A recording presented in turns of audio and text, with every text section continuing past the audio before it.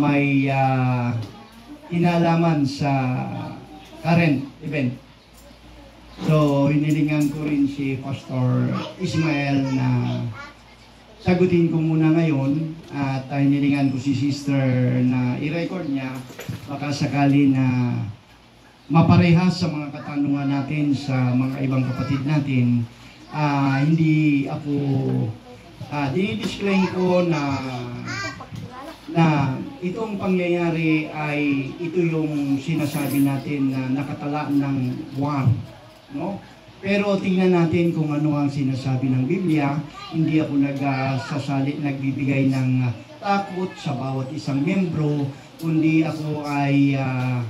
kaya ko ito tinatapik ay gusto ko na sana makita ninyo na tayo ay mayroong inaantay na mga ganitong sitwasyon. Ang sabi ni Elder Ben noon, ang gera daw sa Jerusalem, sa Holy Land ay parang sakit ng tiyan. Sa sakit, mawawala. Sa sakit, mawawala. At alam naman natin na ang isa sa malakas na pagsakit niyan ay noong panahon ng 1967, nang makuha nila ang Golan Heights. Tapos ang kasunod ay noong Desert Storm ng 1988. Tapos marami ng gera-gera na nangyayari. Tapos kasunod ngayon. So, ano ba ang pinag-ugatan ng gera sa Palestine? Kaninang madaling araw nung magising ako, pagkatapos kong mag-pray ay napanood ko yung isang babae na tinakil niya kung saan nanggaling ang Muslim, ang Mohammedan. Tapos ang kasunod niya ay i-explain niya mabuti, siguro pala pare-parehas naman tayo may Facebook, tingnan ninyo mga kapatid. Tapos meron din nagtakel ng tungkol sa pananampalataya. Ano ang pagkarelasyon ng Palestinian at ng Israel? No, sabi nila, ang DNA daw nila ay parehas. Pinapatunayan ng siyensya na sila ay magkapatid. Ang kanilang DNA ay parehas. So bakit? Ano ba ang sinasabi ng Biblia, no? Kinakailangan pang patunayan ng siyensya. Parang hindi sinabi ng Biblia na talagang magkapatid sila. No, makikita natin yan, sabi ng Genesis 25, siguro yung may mabilis na ito ay propesiya. Alam ko na hindi masyado sa mga kabataan. So, basta't ang may pakinig ay makinig. No? Mga kapatid, ano ba ang sinasabi ng Genesis 25 verses 22 and 23? Kung sino man po ang meron ng nakakita, pakitulungan ninyo ako para tatakilin muna natin yung history, yung embryo, ano ang pinagmulan ng kanilang away. So sabi ng Genesis 25, hambal ang kanyang tinadala at nasakyan pa'y nagtutulakan na ang dalawa. Kaya't nasasabi ng ina, kung ngayon pa ganito na ang nangyayari sa akin, bakit pa ako mabubuhay? Kaya't siya'y nagtatanong kay Yahweh. 23. Ganito naman ang sagot ni Yahweh. 2 tanggol ang dala mo sa loob ng inyong tiyan, larawan ng 2 bansa na magiging magkakalaban, magiging higit na malakas ang mas bata kaysa nauna, kaysa maglilingkod ang mas matanda sa bata niyang kapatid. Okay. So, sinasabi ng banal na kasulatan sa Genesis 25 na mayroong magkapatid na ipinagbubuntis ang kanilang ina. Pero nung tanungin niya kay Amang Yahweh, ang sabi niya, 2 bansa. Hindi niya sinabing 2 bata. Ang sabi niya, 2 bansa ang nasa iyong sinapupunan. So, titignan natin, gaganyan tayo sa nakaraan at sa ngayon. Noong 1947, kasama ang ating presidente, ay binigyan nila ng panibago sa United Nations na ang Israel ay maging bansa. Pero ang Palestine ay hindi recognize sa buong mundo na siya ay isang bansa. No? Ang gusto nila, shared territory. Doon sa teritoryo na yan ng Palestina ay magkaroon ng 2 state. Ang State of Israel at ang State of Palestine. Aprobado ang State of Israel, ang State of Palestine ay hindi. Kaya lang kontrolado ng Palestine, ng Hamas, ang Gaza. At kontrolado ng isang parte ng Palestine, ang West Bank. Kontrolado nila.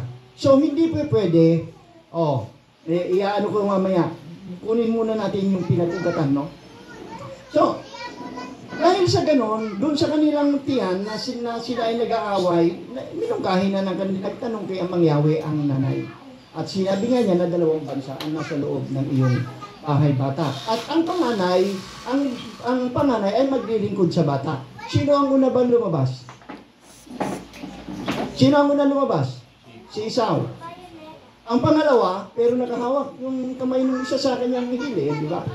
Ano ang pangalawa? Sino? Si Jacob. Si Jacob ang lahi ng Israel. Tama po ba yun? Yes po. Si Esau naman, ano naman ang lahi niya? Edom. Mabilis yung bata. Tignan mo nga, anong bansa ngayon ang Edom? Tingnan mo rin kung anong bansa ang Ammon at ang bansa ang Moab. Para makita natin anong mga bansa. Yan, mga yan. Biblikal na bansa noon, ano siya ngayon? Anong bansa ang Edom? Sakop. Israel. Edom.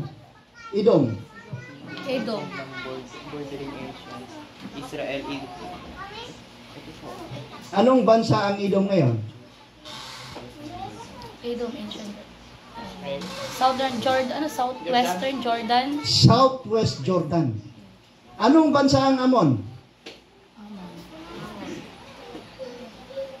Ang capital niyan ngayon ay Amman. Dati, ang pangalan ng capital nila Rabah. Ang capital niyan ngayon ay Amman. At yan ay ang Jordan. Itinaglan natin ano yung mga bansa na yan sa Biblia at ano yung mga bansang ngayon na kasali riyan sa gulo na yan. No? Ano ang Moab? Itignan natin mga kapatid at hindi ko sinasabi, sabi ko nga sa inyo kanina, hindi para magbigay ako ng takot sa bawat isa, kundi para mapag-aralan ang sitwasyon at ito ba ay nakalagay sa banal na kasulatan. No?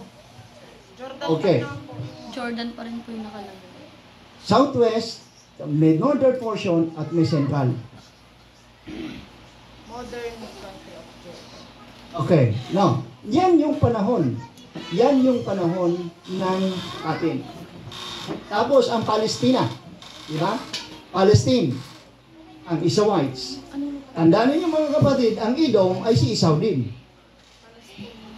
No? Ang Edom ay si Esau din. Kaya siya tinawag na Edom kasi ipinagpalit niya ang kanyang pagkapanganay sa mapulang pagkain. Kaya siya ay tinawag na Edom. Okay. Ngayon, ano ang sinabi ng Genesis 25 verse 29 hanggang 32? 29 hanggang 32. Ang sabi niya, Genesis 25 verse 29. At nagluto si Jacob ng lutuin at dumating si Esau na galing sa parang at siya'y nanlambot. At sinabi ni Esau kay Jacob, ipinamamandi ko sa iyo na pakanin mo ako niyang mapulang lutuin sapagkat ako'y nanlalambot. Kaya tinawag ang pangalan niya na Edom. At sinabi ni Jacob, ipagbili mo muna sa akin ang iyong pagkapanganay. Verse 32. At sinabi ni Esau, narito ako'y namamatay at saan ko mapapakinabangan ang pagkapanganay. No. Ibinenta niya ang kanyang pagkapanganay, not knowing ang pagkapanganay, no? Ang pagkapanganay carries the birthright, carries the spiritual inheritance. No? Nakasama ng pagkapanganay na ibinenta niya ay yung spiritual inheritance. Ano ang sabi ng Hebrew 12? Hebrew 12 verse 16 and 17. Inuugat lang natin mga kapatid, kasi ngayon mapakaraming mga explanation. Hebrew 12, ano ang sabi ni Paul? 16 and 17. Baka magkaroon ng sinumang mapakiapid o mapaglapastangan gaya ni Esau na sa isang pinggang pagkain ay pinagbili ang kanyang sariling pagkapanganay. Sapagkat nalalaman ninyo na bagaman pagkatapos ay ninanasan niyang magmana ng pagpapala. siya ay pinakwil sapagkat wala siyang nasumpungang pagkakataon ng pagsisisi sa kanyang ama. Bagamat pinagsisikapan niyang mapilit na lumulungan. Okay. Tingnan ninyo mabuti ang sabi ni Paul. No? Baka magkaroon sa inyo ng katulad ni Esau, sabi niya, na pagkatapos niyang ipagbili ang kanyang pagkamanganay, ibig sabihin, baliwala sa kanya ang spiritual things. No? Baliwala sa kanya ang spiritual things, ibinenta niya ang kanyang pagkapanganay, ibinenta niya ang mana niya. Pero alam po ni Esau yun na. Ni, Or alam po, aware po si Esau na kapag ibinenta niya yung pagkapanganay niya no. Kaya nga po, kaya hindi po niya alam. Kasi wala siyang spiritual insight. Ang pagkatao ni Esau ay very cunning hunter. Magaling na hunter at inubos niya ang kanyang panahon sa paghahunt. At dahil sa wala na siyang pakialam sa pananampalataya, nag-asawa siya nang hindi dapat niyang mapangasawa. No? Pero sabi niya noong ibigay na ang pagpapala, ang blessing kay Jacob, umiiyak siya. At gusto niya i-bless din siya. Do sabi ni Paul, sinisikap niyang mabuti, meron pang pagluha. Pero ang puso niya hindi nagsisi kung bakit niya ibinenta. No? Hindi niya nagsisi siyang mabuti, bakit niya ibinenta ang kanyang pagkapanganay. Doon pa lang niya nalaman ang kanyang yung spiritual inheritance ay kasama sa birthright. Pagkatapos, dinakita ng ama na walang pananampalataya. Wala sa kanya yung pananampalataya ni Esau. At pagkatapos, blessing kay Jacob sa Genesis 27, verse 27 to 29, blessing yan kay Jacob. At ang blessing naman kay Esau is Genesis 27, 38 hanggang 40. No? Hindi ko na itakil mga kapatid, alam ko naman, alam nyo yan eh. Paki na lang. Daanan nyo na lang. Pagkatapos dito, sabi niya, sa Genesis 27 verse 41, sabi niya, aking babasahin, at kinapuotan ni Esau si Jacob dahil sa basbas na ibinasbas sa kanya ng kanyang ama. At sinabi ni Esau sa sarili, malapit na ang araw ng pagluluksa sa aking ama. Kung magkagayoy, papatayin ko si Jacob na aking kapatid. Ito ang galit ni Esau. At ito ang kanyang ipinamana. Okay. Pakitingnan ang Ezekiel 25 verse 15. Maganda ito sa English. Maganda itong basahin sa English. Ezekiel 25 verse 15.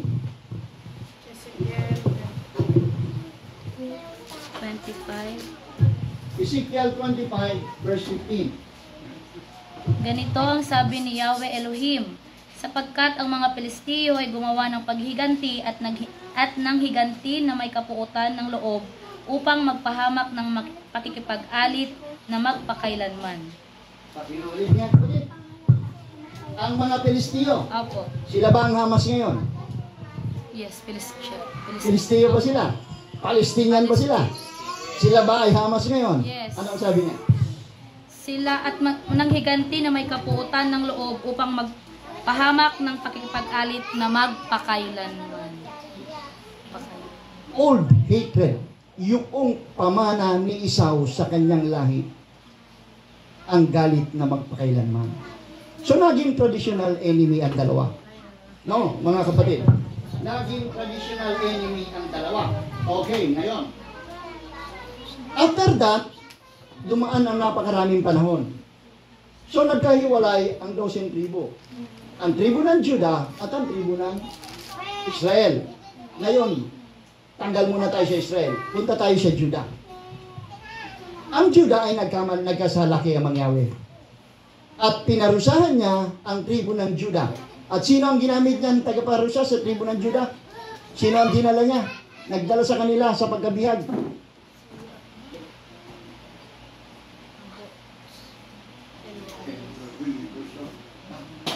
Ay ba? Naging Babylon. Diba? Dinala sila sa Babylonia. Dinala sila sa Babylonia. Jeremias? Yan. Jeremiah? Jeremiah? Ang nagdala sa kanila sa Babylonia, sino? Ang ulong ginto, sino? Tingnan ko ang inyong ngayon sa Biblia. Sino ang ulong ginto? Babylon. Sino ang hari doon sa Babylon? Nebuchadnezzar. Ayun. Nebuchadnezzar. Nakuha. Dahil sa kasalanan ng Hudyo, sila ay dinala sa Babylonia. At paglabas nila nung sila ay kinukuha na ng Babylon, itong mga taong ito ay pumasok sa teritoryo ng Israel. Itong mga Muslims na ito ay pumasok sa teritoryo ng Israel. No, mga kapatid. The desire to possess the land willed to Yahweh, to Israel, to Jacob, ay naging obsession sa kanila. Ginusto nila na noong ang mga Israel ay mapunta na ng Babylonia, ginusto nila at hinangad nila na sa kanila na lang ang lupa ng Holy Land. Ito ang kanilang kasalanan. Ano sabi nila? Ano raw ang dahilan ng kanilang pagbomba sa Israel? Al-Aqsa flood Sa kanila. at occupational territory. Teritoryo daw nila yon. Yung parte na yun. Pero kanino nga bang teritoryo? Kaya ko, mga kapatid sa inyo, ini-explain, kanino ba talagang teritoryo?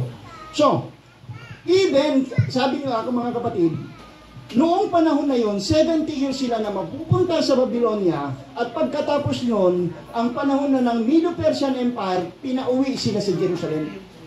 No? Pinauwi sila sa Jerusalem, pero even nakauwi na sila sa Jerusalem, sila ay nasa pamamahala pa rin ng mga tao o imperyo na sumakop sa kanila. Nung si Ezra at saka si Nehemiah ay nasa Jerusalem para i-build nila ang templo, ang second temple, na yung templo na winarak ni Nebuchadnezzar, nung i-rebuild nila yan, sino ang mga ayaw? Sino ang ayaw na ma-rebuild ang templo at ang bakod? Hindi ba si Tobias and Sanballat? At sino sila? Sila ay mga Muslim, mga Edomites. Ha? Hindi ba si Edom ay si Esau? Okay. Sila ang kalaban. Basahin ninyo mabuti ang kwento ng Ezra and Nehemiah, mga kapatid. So, ibig sabihin noon, nung sila ay umalis, mga kapatid ko, nung sila ay daling bihag ni Nabuzaradan papunta ng Babylonia, tignan ninyo ang ginawa ni Jeremiah, inak ni Jeremiah, para yung lupa na iiwanan nila ay manatiling sa kanila. Ipinaakto ito sa kanya ni Amang Yahweh. Makikita ito sa Jeremiah 32. No? Sige, pakibuksan ninyo ang inyong Biblia, mga kapatid, para patunayan na kahit na sila dadala sa pagkabihag, ay sinicure ni Amang Yahweh na ang Holy Land ay kanila. Sa paanong paraan? Ito sabi niya sa Jeremiah 32, verses 7 and 8. Jeremiah 32, verses 7 and 8. Narito si Hanamel na anak ni Salum na iyong amain ay paroroon sa iyo na magsasabi, bilhin mo ang parang ko na nasa Anatot, sapagkat ang matuwid ng pagtubos ay ukol sa iyo upang bilhin. Okay. 8 na pala. 8. 7 and 8. Sa gayoy, si Hanamel na anak ng aking amahin ay naparoon sa akin sa looban ng bantayan ayon sa salita ng Elohim. At sinabi sa akin, bilhin mo ang aking parang sinasabog sa iyo na nasa Anatot, na nasa lupain ng Benjamin, sapagkat ang matuwid ng pagmamana ay ukol sa iyo, at ang pagtubos ay ukol sa iyo. Bilhin mo para sa iyong sarili. Nang magkagayoy, nakilala ko na ito'y salita ng Elohim. Okay. Sunod natin ang verses 14 to 15. Pag nasa inyo na kayo, basahin ninyo yan 32. Okay. verses 14 and 15. Ganito ang sabi ni Yahweh ng mga hukbo, ang Ama ng Israel. Iyong kunin ang mga katibayang ito, ang katibayang ito ng pagkabili, ang natatakan at gayon din itong katibayang bukas at iyong isilid sa sisidlang lupa upang tumagal ng maraming araw. Sapagkat ganito ang sabi ni Yahweh ng mga hukbo, ang Ama ng Israel, mga bahay at mga parang at mga ubasan ay mga bibili pa uli sa lupaing ito. Pagkatapos nga aking naibigay ang katibayan ng pagkabili kay Baruk na anak ni Nerias, dumalangin ako kay Yahweh na aking sinasabi. Okay. Okay. Ito ang ginawa ni Amang Yahweh. Nung sila ay dadalhin sa Babylonia, inutusan niya si Jeremiah na bilhin niya ang lupa na yan inatatayuan ng templo. Yang Hanamels Field ay ang the threshing floor of Arauna. Yan mismo yung pinagtayuan ng templo. Pinabenta niya kay Jeremiah para i-secure na yan kahit wala sila ay pagkaari nila. Kaya sabi niya, ilagay mo sa sidlang lupa para tumagal ng napakaraming panahon. Dahil nakita nga niya na pag-aagawan ang lupa. Pero kanino ang lupa na yan? Kanino ang Holy Land? Is it Muslim? Is it Christian? Or is it The Jews. Yan ang failure ng iba. Ipinaglalaban nila, sinasabi nila na occupational crime. Dahil kanila daw yun. Pero ayon dito, sa bagay, hindi ko naman sila masisi. Bakit? Hindi naman sila naniniwala kay Amang Yahweh. Diba, mga kapatid? So, that is war between two religion. War. Okay. So, pagkatapos yan, mga kapatid, ang Jewish people ay yung nasa Judea. Judea, ngayon, ang pangalan niya is Jerusalem. No. Ay nasa pangangalaga pa rin o waga until the nativity, ang mga Hudyo ay naroon sila.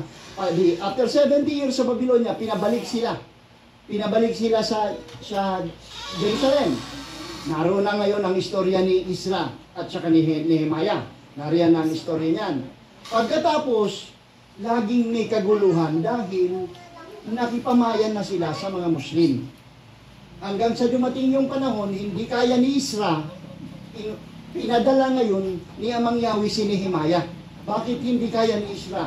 Si Isra ay binansagan na second Moses, pangalawang Moses ng mga Hudyo. Ang problema, malambot ang puso ni Isra. Kaya ang ginawa, pinadala si Nehemiah para ang batas ng Sabat, ang batas ng pagiging Hudyo ay may patapad ulit. Kaya, kung makikita ninyo mga kapatid, sabi ko sa Nehemiah 13, verse 17 to 20, makikita nyo riyan kung paanong nakipaglaban si Nehemiah para maibalik ang pangingili ng Sabat. Yan ang kanyang istorya. No. Until then, kasama na nila ang Muslim na nakatira doon. Dahil hindi naman nila napalis. Hanggang sa dumating ang pagkapanganak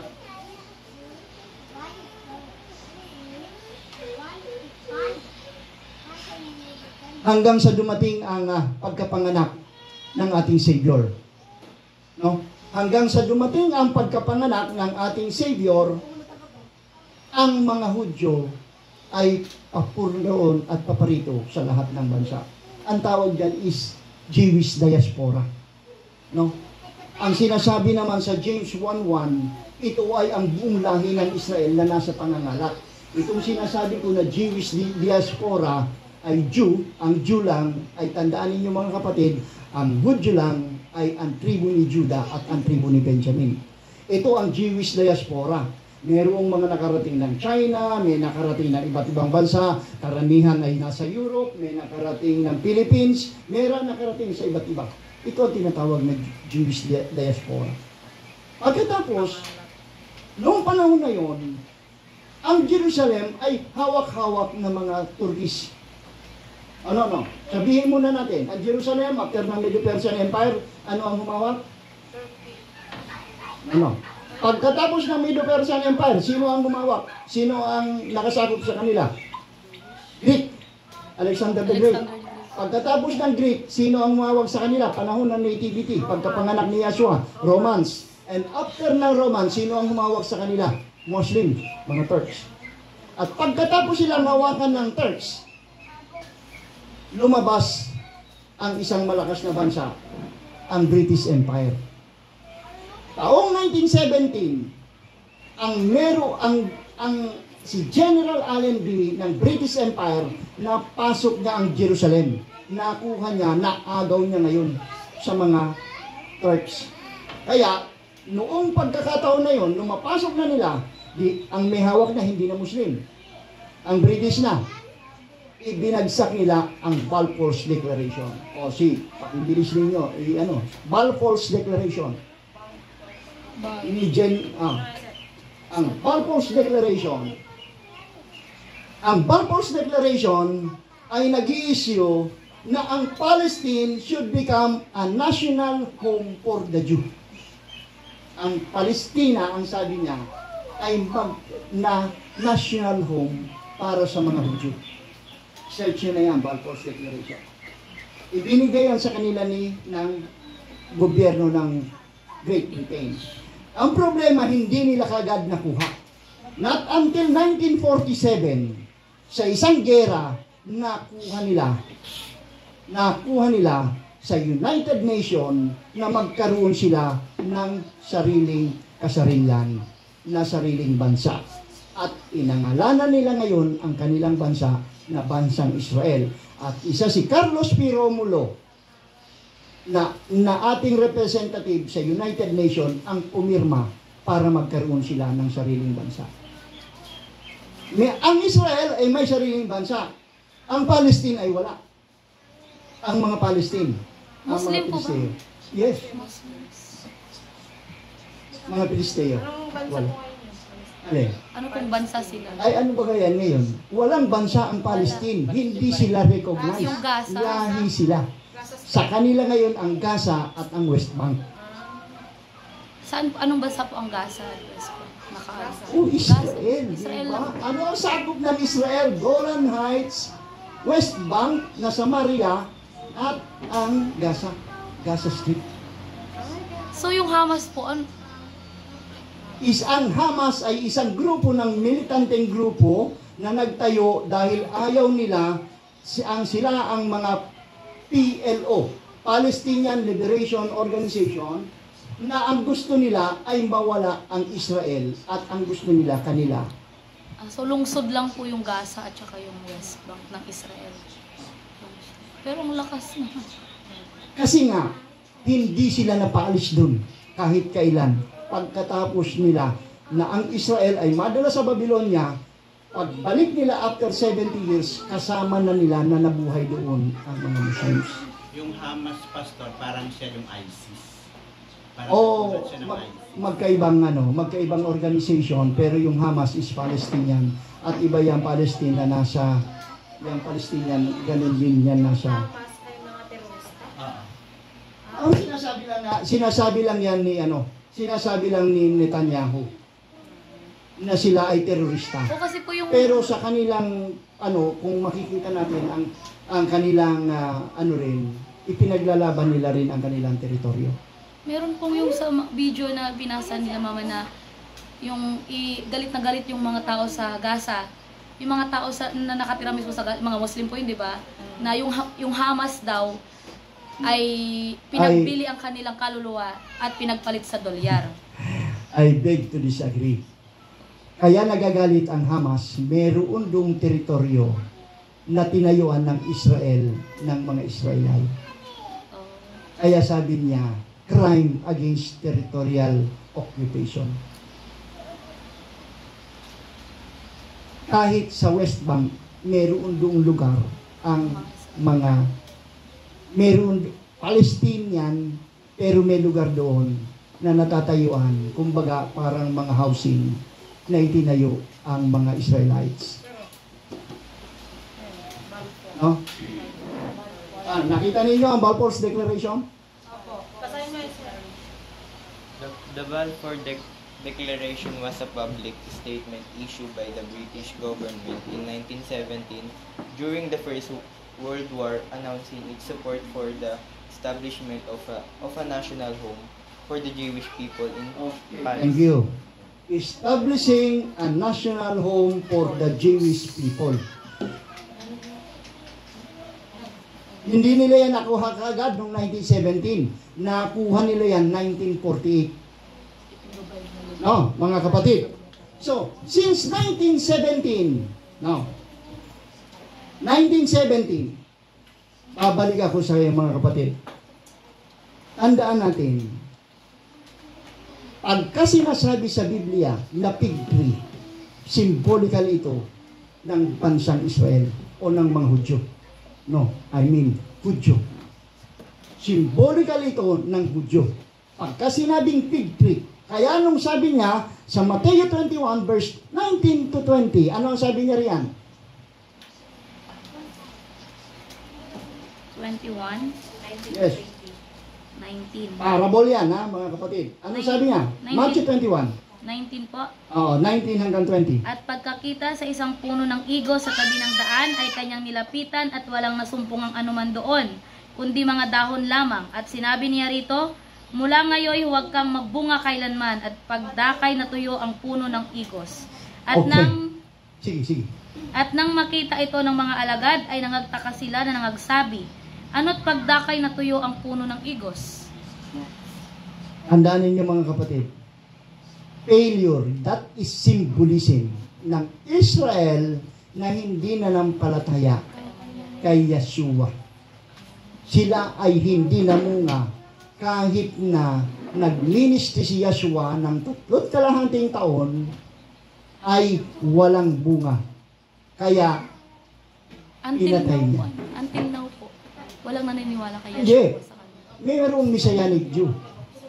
Noong 1917, nung magkaroon sila, mga kapatid, nung magkaroon sila ng sarili nila na lugar, unti-unti nagdadahon ang puno ng igos. Nananariwa ang puno ng igos hanggang ngayon. Even spiritual. Bakit? Unti-unti natatanggap ng mga Hudyo si Yeshua.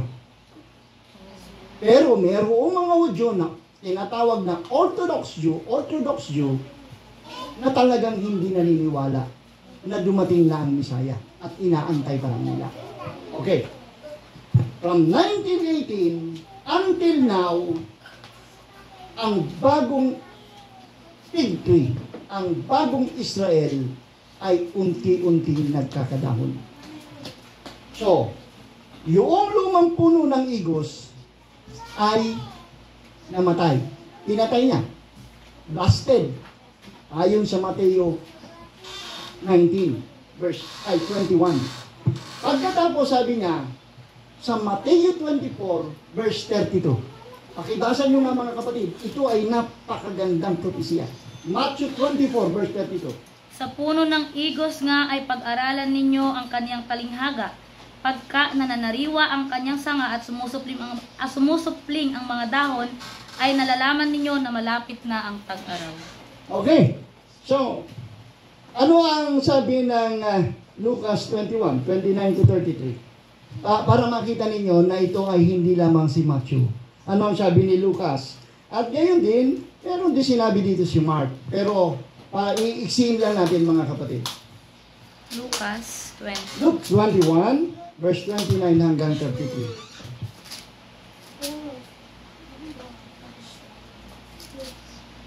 Oh. At No. Sige nga kapatid. At sinarita niya sa kanila ang isang talinghaga. Masdan ninyo ang puno ng igos at ang lahat ng mga punong kahoy. Pagka nangagdadahon na sila ay nakikita ninyo at nalalaman nyo na malapit na ang tag-araw. Okay. Hanggang 20, 29. 29 hanggang 33. Gayon din naman kayo, pagka nakita ninyong nangyari ang mga bagay na ito, talastasin ninyo na malapit na ang kaharian ng Ama. Katotohanang sinasabi ko sa inyo, hindi lilipas ang lahing ito hanggang sa maganap ang lahat ng mga bagay. Ang langit at ang lupa ay lilipas, datapwat ang aking mga salita ay hindi lilipas. Ano sabi niya? Tingnan ninyo, sabi niya, pag nanariwa ang dahon ng puno ng igos, Malapit na. malapit na. Hindi lalagpas ang isang henerasyon. Meron na bang Meron ng bagong puno ng igos? Ha? Nung itatag ni, ulitin ko mga kapatid, nung ibigay ng British government ang Balfour's Declaration, nagkaroon ulit ng bansa ang Israel, ang Hudyo. Kaya meron ng bagong puno ng igos. And since then, hanggang ngayon, siya ay nagdadahon. Ang sabi ni Yeshua, tandaan ninyo, sabi niya, hindi lilipas ang isang henerasyon. Darating siya. Anong sabi niya dun sa huli, kapatid? Ang langit at ang lupa ay lilipas, datapwat ang aking mga salita ay hindi lilipas. Ang langit at ang lupa ay lilipas, pero ang mga salita niya hindi lilipas. So, nag-try kami ni Elder Ben, tingnan. Gaano katagal ang isang henerasyon? So, tingnan natin sa Genesis 15, verse 13 and verse 16. Genesis 15. Hindi ko sinasabi mga kapatid ko, ito ay isang hula. Hindi ko kayo tinatakot. Genesis 15, verse 13 and verse 16. At sinabi ni Yahweh kay Abraham, tunay na pakatalastasin mo na ang iyong binhi ay magiging taga-ibang bayan sa lupain hindi kanila at maglilingkod sa mga yaon at paghihirap ang 400 taon. Verse 16. Ilang taon daw? 400 taon. 100 years. Yes. At sa ika-4 na salin ng iyong binhi Okay. ay magsisipagbalik rito sapagkat hindi pa nalulubos ang katampalasanan ng mga Amoreo. Okay. Ano sabi niya? Sa ika-4 na salin ng... Iyong binhi. So, sinasabi niya na ang 400 years ay 4 na salin ng binhi. Sabi niya, maliwanag naman na sinabi ng Biblia yan, ang 400 years ay 4 na salin. 4 generations. Ang sabi niya, pag nakita ninyong nanariwa ang puno ng igos, hindi lilipas ang isang henerasyon. Kailan ulit nagkaroon ng bansa ang Israel? 1948. Di ba? 1948. 2048. Inagkomendahan ng UN na 1948 magkaroon ng bansang Israel. Actually, they are Jews. Hudyo lang. Plus 100 years. Oy, mga kapatid. Plus 100 years. 2048. Kailan? 2048. Hindi sabi niya lalagpas ang panahon na ito.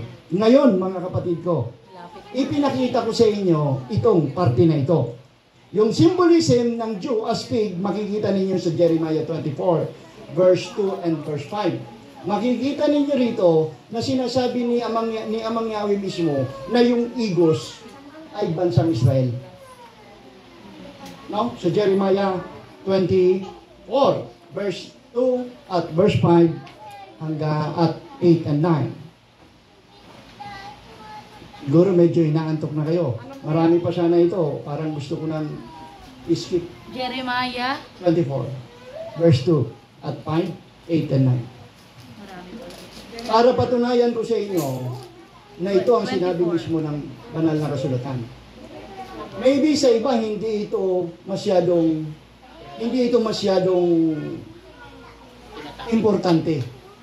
Pero dun sa ating kapatid na ang nanay nila ay nasa Israel, baka sakali.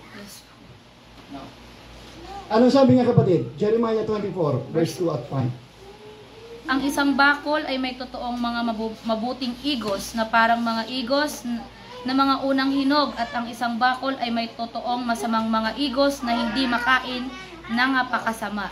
Verse 5. na ganito ang sabi ni Yahweh ng Ama ng Israel, kung paano ang mga mabuting igos na ito, gayon ko kikilalanin ang mga bihag ng Yehuda na aking pinayaon mula sa dakong ito na patungo sa lupain ng mga Kaldeyon sa ikabubuti. Okay, thank you. Sa verse 9, ganun din ang sinasabi niya. No? So yung mga bata, pagka hindi makikinig, palabasin muna natin.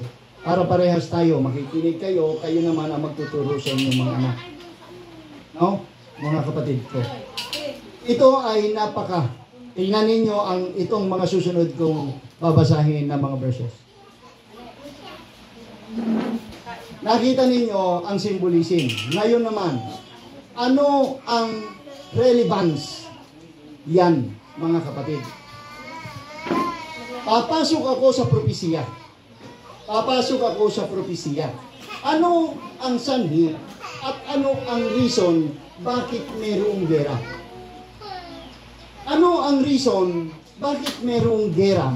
At ano naman ang ating paniniwala dito sa propesya na ito?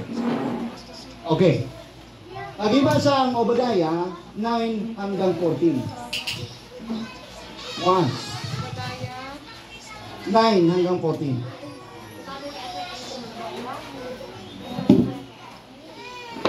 At ang iyong mga makapangyarihang tao, Teman, ay manglupaypay. Maribhasay bawat isa'y mahihiwalay sa bundok ng isaw sa pamamagitan ng patayan. Dahil sa karahasan na ginagawa sa iyong kapatid na Jacob, ay kahihiyan ang tatakip sa iyo, at ikaw ang mahihiwalay magpakailanman. Nang araw na ikaw ay tumayo sa kabilang dako, ng araw na dalhin ng mga ibang bayan ang kanyang kayamanan, at magsipasok ang mga mangingibang bayan sa kanyang mga pinto ang bayan at pagsapalaran ng Jerusalem, ikaw naman ay naging gaya ng isa sa kanila. Okay, dali muna mga kapatid, isa-isahin natin ha. Sana kaya ninyong tagalan itong aking sasabihin. Sana kaya ninyong tagalan itong aking sabi niya. Ang iyong malakas na tao, Teman, ang Teman is descendants of Esau. Si Teman. Descendants ito ni Eliphaz, na apo ni Esau. Sabi niya, palibhasa bawat isa ay mahihiwalay sa bundok ng Esau sa pamamagitan ng patayan. Very clear siya dito. Ang pagkaalis ng bundok ng Esau, ng mga tao na ninirahan sa bundok ng Esau, ay dahil sa patayan. No? Sabi niya, dahil sa karahasan na ginawa sa iyong kapatid na Jacob, ay kahihiyan ang tatakip sa iyo, at ikaw ay mahihiwalay magpakailanman. Dahil nung sila ay dalhin sa Babylonia, hindi mo sila tinulungan, at inari mo ang kanilang lugar.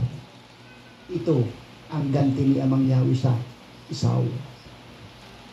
Nang araw na ikaw ay tumayo sa kabilang dako, ng araw na dalhin ng taga-ibang bayan ang kaniyang kayamanan, at nagsipasok ang mga nangingibang bayan sa kanyang mga pintuang bayan, at pagsapalaran ang Jerusalem, ikaw man ay naging gaya ng isa sa kanila.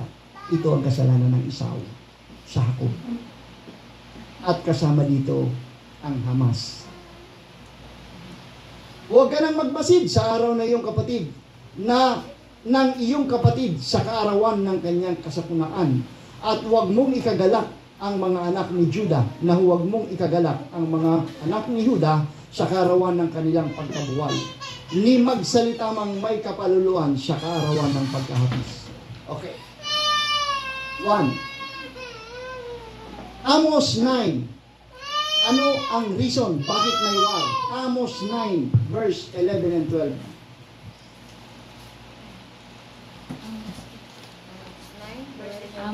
Amos 9 verse 11 and 12. Sa araw na iyon ay ibabangon ko ang tabernakulo ni David na buwan, at tatakpan ko ang mga sira niyaon, at ibabangon ko ang mga guhon niyaon, at aking itatayo na gaya ng mga araw ng una. upang kanilang arlin ang nalabi sa Edom, at ang lahat na bansa na mga tinatawag sa aking pangalan, sabi ng Elohim na gumagawa nito. Hallelujah. Ang main reason kaya maghihiganti ang Jacob, ang Israel, sa Esau ay dahil para makuha at maitayo ang third temple na kasalukuyang tinatayuan ng templo Ng mga ng mga Muslim. That is the very reason of war. Okay. Ayaw ibigay ng Kaya bang iwasan ito? Kayang iwasan ang gera? Ano ang sinasabi ng banal na kasulatan? Sino? Amos 1, 11 to 12. Ayun ang mga kapatid, ang Okay, nakita ko na eh. Sabi nga, ganito ang sabi ni Yahweh, dahil sa 3 pagsalangsang ng Edom, oo, dahil sa 4, hindi ko ihiwalay ang kaparusahan sa kanya. Sapagkat hinabol niya ng tabak ang kanyang kapatid at ipinagkait ang buong habag, at ang kanyang galit ay laging nanglilipol, at taglay niya ang kanyang puot magpailanman. Ngunit nagsugo ako ng isang apoy sa Teman at susupukin niyaon ang mga palasyo ng Bosra. Tingnan ninyo mga kapatid, yung ginawa nila na paghiwalay noong panahon pa lang ng Babylonia ay ngayon pa lang ulit. Ngayon pa lang sisingilin niya manggawi sa kanila. So, sino ang mga bansang kasali sa gera na ito na tinutukoy dito? Hindi ko sinasabi ngayon yung gera ngayon. Pero itong iniintay natin na gera, sino ang mga bansang kasali? Joel 3, verse 19 to 20.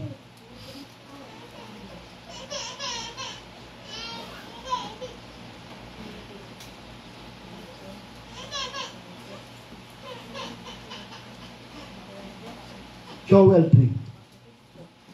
Bago ang Amos. Joel 3, Yes. verse 19 to 20. Ang Ehipto ay masisira at ang Edom ay magiging ilang nasira dahil sa karasang ginawa sa mga anak ni Yehuda, sapagkat sila'y nagbubo ng walang salang dugo sa kanilang lupain. Ngunit ang Yehuda ay tatahan magpakailanman, at ang Jerusalem ay sasalit-saling lahi. At ang aking Okay, thank you, sister. Ano raw ang kasaling bansa? Yehuda, Ehipto Ehipto, at ang Edom. Edom. Kasali na ba ngayon ang Egypt? Yes. Nag-open sila ng border nila sa Gaza, di ba? Pumasok ang humanitarian food. Kasali na ngayon ang Egypt, di ba?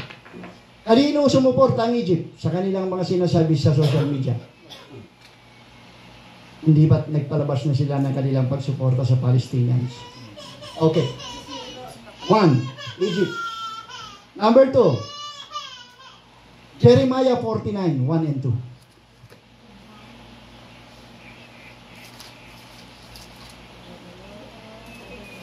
Tingnan ninyo ang mga bansa na baka ito na yung war na iniintay ng sinasabi ng Biblia. 49, 1 and 2. Tungkol sa mga anak ni Amon, ganito ang sabi ni Yahweh. Wala bagang mga anak ang Israel? Wala ba siyang tagapagmana? Bakit nga ba minamana ni Malcolm ang Gad at tumatahan ang kanyang bayan sa bayan niyaon?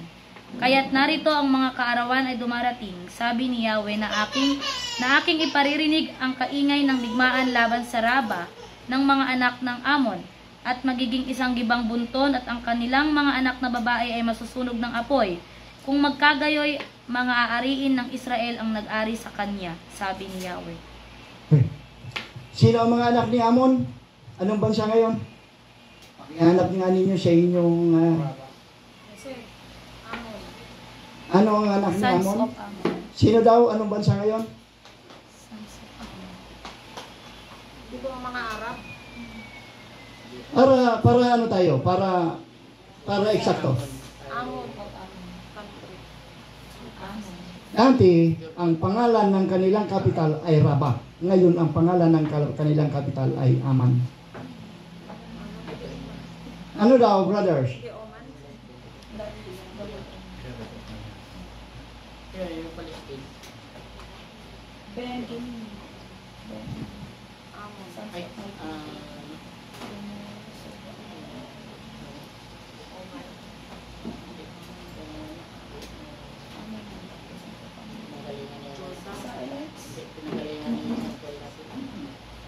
Basahin ninyo mga kapatid. Anong bansa? Kung sinabi ay Walang sinabi? Libya. Jordan ulit. Palestine. Ay, oh, Palestine. Jordan. Jordan. Ang capital niyan ay Amman. Tandaan ninyo mga kapatid. Kanino galing si Ammon? At saka si Moab? Uy! Mga anak yan ni Lot. Ay! Ba't mga anak yan ni Lot? Ang Amumita at ang Moabita. Anong bansa yan ngayon? Hindi ba't Jordan? Kasali ba ang Jordan ngayon sa laban? Yung kanilang king? Ha? Di ko na lang. Kasali ba ang Jordan ngayon? So nagbibigay ng suporta sa Hamas? Yes. Ano ang sabi ng banal na kasulatan? Nader. Ezekiel 25. Para masyado lang ako kasi alam ko medyo hindi baka hindi na ninyo masyadong na-appreciate ito. Ezekiel 25 verse 12 hanggang 14. Patungkol naman ito sa Edom. Ganito ang sabi ni Yahweh Elohim, sapagkat ang Edom ay gumawa ng laban sa sangbahayan ni Yehuda sa paghihiganti at nagalit na mainam at nanghiganti sa kanila.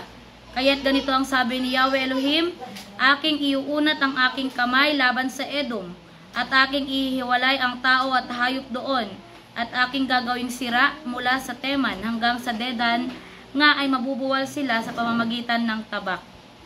Okay. Ito ang propesya. Kung makikita ninyo lahat ng aking binasa na yan, involved yan sa gera ngayon laban sa Israel. Anong sabi ng ang kinakatakot nila ay mag-declare ng all-out war. Bakit? Nung ideklara ni Netanyahu na within 24 hours ay pumunta sila ng southern part ng Gaza, nag-react ang lahat ng Muslim. Dahil imposible na mangyari. Bakit? Walang pagkain, walang tubig, walang krudo, walang gasolina. Paano sila makakapunta roon? And within 24 hours, bobombahin niya ng todo ng Israel ang Gaza. Nakakuha yan ng simpatiya sa iba't ibang Muslim. Kaya ngayon ay nagsama-sama sila, humihingi sila at pinalalabas nila sa social media na napakasama ng Israel. Even ang Russia. Opo, Russia ngayon. Pero sinabi rin ng Russia na yung ginawa ng Hamas ay hindi dapat niya ginawa dahil ito ay isang karumad-duman na krimen. Kaya lang, against humanitarian reasons, hindi naman dapat gawin ng Israel yan. Alam niyo ba na sa Amerika ay meron ng mga nagtre-train na mga Muslim para sumali sa gera, nahuli lang ng mga FBI. Alam niyo ba na yan, yung gera na yan ay kinasasangkutan na ng halos nakapalibot sa Israel. Gusto ko lamang kayong tingnan. Baka matapos yan, hindi pa mangyari. Pero tandaan ninyo mga kapatid, ang aking dinidiscuss na ito, pag ito na ang gera, ang katapus-tapusan nito ay ang pag-build ng Third Temple. Sigurado ba na i-build ang Third Temple? Yes. Pag nakuha nila itong lugar. At alam nyo ba na itong templo na ito ay puro anil sa ilalim na pinaglalagyan ng kanila lahat. At alam nyo ba na itong templo na ito na sinasabi ng mga Muslim, doon daw umakyat si Prophet Muhammad at kinausap siya ni Allah. Kaya nila nilagyan ng mosque. Alam nyo ba, ilang gagawin na ito, na yan din ang seat ng Al-Aqsa. Yung seat ng Al-Aqsa na yan ay ang most holy place ng templo ni Solomon. Alam nyo ba na ang sabi ng Hudyo, dito, basahin ninyo, na dyan kinuha ni Amang Yahweh ang lupang pinakuha niya kay Adan. At alam nyo ba, ang paniwala nila, na dyan din sa lugar na yan, inialay ni Abraham si Isaac. Lahat ng yan ay religious. At lahat ng yan ay nasa propesiya natin. Hindi ko na siguro dapat i-discuss pa sa inyo mga kapatid yung tungkol sa building of third temple. Pero ang sabi ng New Testament sa Acts 15 verse 16 to 18, pakibasa mo nga sister. Acts, mga gawa. Sabi ng New Testament 15. 16 to 18. At dito'y nasasang-ayon ang mga salita ng mga propeta gaya ng nasusulat. Pagkatapos ng mga bagay na ito, ako'y babalik at muli kong itatayo ang tabernakulo ni David na nabagsak, at muli kong itatayo ang nangasira sa kanya, at ito'y aking itatayo, upang hanapin ng nalabi sa mga tao si Yahweh at ng lahat ng mga hintil na tinatawag sa aking pangalan. Okay. Hallelujah. 16:7. Even ang New Testament sinasabi yan, yung building of third temple. Ngayon, bakit hindi pa kayo nagtataka o hindi ba nakikilos ang inyong mga pananampalataya? Bakit dumating ang ganyan catastrophe o dumating ang ganyang sakuna sa bansang Israel? Oh, binasa mo kanina kapatid. Psalms 121. No? Anong sabi niya? Ang sabi niya ay ingatan ng Israel, iniingatan niya ang Yahweh. Yan, bakit dumating? Hindi ba tayo nag-iisip?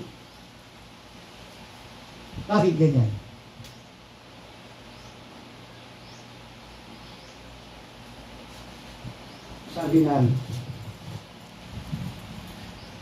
Sabi na Apocalypse 19, verse 13. Siya'y nararamtan ng dabik na nalubog sa dugo, at ang kanyang pangalan ay tinatawag na ang salita ni Yahweh. Kaya pa ba ang pagdating ni Yeshua dito sa mundo? Kaya pa ba? O, basahin natin. Isaiah 63.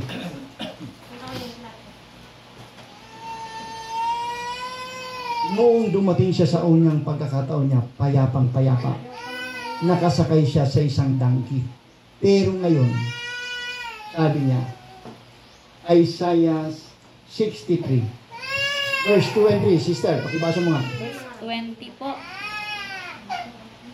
2, 3, 4, 5, at 6. Pakibasa at intindihin natin mga kapatid. Bakit ka mapula sa iyong kasuotan at ang iyong damit? Isama mo kay Angwan. Sino ito na nanggagaling sa Edom na may mga kasuotang tinina mula sa Bosra? Itong maluwalhati sa kanyang suot na lumalakad sa di kawasang lakas. Ako na nagsasalita ng katwiran, makapangyarihang magligtas. Bakit ka mapula sa iyong kasuotan at ang iyong damit ay gaya ng yumayapak sa alilisan ng alak? Aking niyapakang mag-isa ang alilisan ng alak, at sa mga bayan ay walang isang sumasa akin. Oo, aking niyapakan siya sa aking galit, at aking niyurakan sila sa aking kapusukan. At ang kanilang dugong buhay ay pumilansik sa aking mga suot, at natigmak ang buong suot ko. Sapagkat ang kaarawan ng paghihiganti ay nasa aking puso, at ang taon ng aking mga tinubos ay dumating. At ako'y lumingap at walang tumulong, at ako'y namangha na walang umalalay. Kaya't iniligtas ako ng aking sariling kamay, at ang aking kapusukan ay umalalay sa akin. At aking niyapakan ang mga bayan sa aking galit, at nilango ko sila sa aking kapusukan, at ibinubo sa lupa ang kanilang dugong buhay. No. Hindi niyo ba nakikita kung gaano? Ang termino niya, niyapakan niya o bilang sik ang dugo sa kanyang damit. Para naman sa inyong kapanatagan. Ano ang sabi ng Zechariah 2 verse 8? Zacarias 2 verse 8. Para sa kapanatagan, lalo na ng ating kapatid na ang kanilang ina ay naroon at ang kanyang asawa. Ano ang sabi ng Zechariah 2 verse 8? At isunod natin ang Zechariah 12, 6 and 7. Sapagkat ganito ang sabi ng Elohim ng mga hukbo. Dahil sa kalwalhatian ay sinubo niya ako sa mga bansa na nanamsam sa iyo. Sapagkat ang humihipo sa inyo ay humihipo sa itim ng kanyang mata. Oh. Tingnan niyo yung pangako niya sa Judah. Sino mang humipo sa inyo ay parang humipo sa itim ng aking mata. Sabi ng ito ang promise niya. Promise niya yan sa bansang Judah na ngayon ay may pangalang Israel. Ano ang sabi ng Zechariah 12, verse 6 and 7?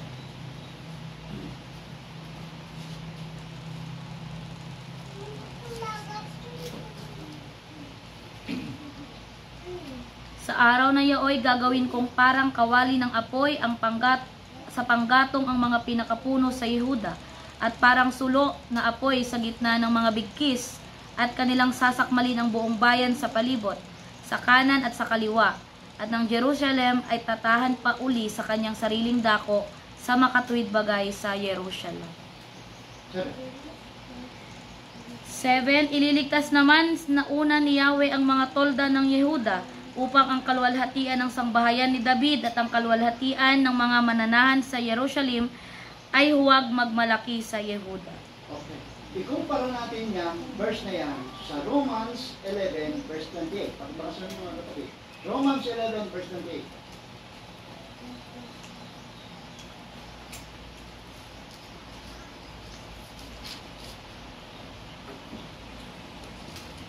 Tungkol sa Ebanghelyo ay ang mga kaaway sila dahil sa inyo. Natapwat tungkol sa pagkahirang ay mga pinakaiibig sila dahil sa mga magulang. Nakita ninyo ang protection niya mga Yahweh. Pag ang pinag-uusapan ay magandang balita, ang New Testament, kaaway sila. Dahil hindi sila naniniwala sa New Testament. Chat lang ako nung isang araw na Hudyo. Nagpapaliwanagan kami. Hindi mo pwede sabi niya irason sa akin ang New Testament kasi hindi kami naniniwala. Pero ayon sa pagkahirang, pinakamamahal sila dahil sa kanilang Mga magulang. hindi natin sakop yun. Ang sabi niya ng Zechariah, kung sino man ang mag-touch sa kanila ay humiko sa itim ng aking. Sabi niya Amang Yahweh. No. Gusto ko lamang ipakita sa inyo mga kapatid ito. Ang social media ngayon, parang nakita na ang tinatawag na loud cry. Noong may sumigaw doon sa Matthew 25, di ba may 10 birhen na nag-aantay, lahat sila ay nakatulog, lahat sila ay dumaan, tapos biglang, lahat sila ay, ibig sabihin nag-rest. Tapos biglang may sumigaw, narito na ang lalaking kakasal. Nagulat silang lahat. Ang lahat ng pananampalataya ngayon ay nagulat dahil sa gera yan sa Israel at lahat ay biglang sumiglang maharap. Tingnan ninyo ang inyong mga Facebook. Lumabas ang aral ng mga Muslim, lumabas ang aral ng mga Hudyo, lumabas ang aral ng kung saan-saan. Hindi mo na alam. Basahin mo mga Puro pray ang mga... Hindi na ninyo malaman ngayon kung anong totoo. Ano sabi ni Propeta Amos? Darating ang kagutom. Hindi kagutom sa pagkain, kundi kagutom sa salita. Ano ang sabi ni Juan Revelador? Panghawakan mo ang kasunod. Panghawakan natin. Alam niyo mga kapatid, noon pa natin sinasabi itong mga mangyayari. Pero hindi ko yan sinasabi ngayon na. Pero, ang sinasabi ko naman, mukhang lahat ng naroon sa Biblia, lahat ng mga bansa na involved, even ang Union of Third Tribes, kung nakita niyo, nagbigay na kaagad sila ng support nila. Ang US at ang UK, nagbigay na ng support nila. Di ba't ang sabi ng Obadiah? Ang sabi ng Obadiah, tutulungan sila ng kanilang kapatid. Mga kapatid ko. Sana, tandaan ninyo, ayaw natin ng gera. Ayaw natin ng kaguluhan na yan. Pero yan ay nakatanga na sa Biblia. Kinakailangan mangyari bago dumating si Yeshua. Tayo naman na kanyang mga anak na binigyan niya ng ganitong liwanag, tanggapin natin. Pag ipinag-pray nila ang kapayapaan dyan, ating mag-antay na naman tayo ng susunod na paraan. Pero tandaan ninyo, hindi yan sa will ng tao. Lahat yan ay may tinatawag na appointed time. Yan ay ayon sa plano ng Ama. Walang nakakaalam. Tinitingnan lang natin ang signs at ang sinasabi ng banal na kasulatan. Hindi ako nagtakda, mga kapatid. Hindi ako nagtakda ng panahon. Sinabi ko lang sa inyo at ipinaliwanag ko sa inyo kung ano ang mga signs ng darating. Magandang tanghali. Hallelujah! Ay, mapalakas ang ating pananampalataya at panghawakan natin ang sa atin. Hallelujah. Hallelujah.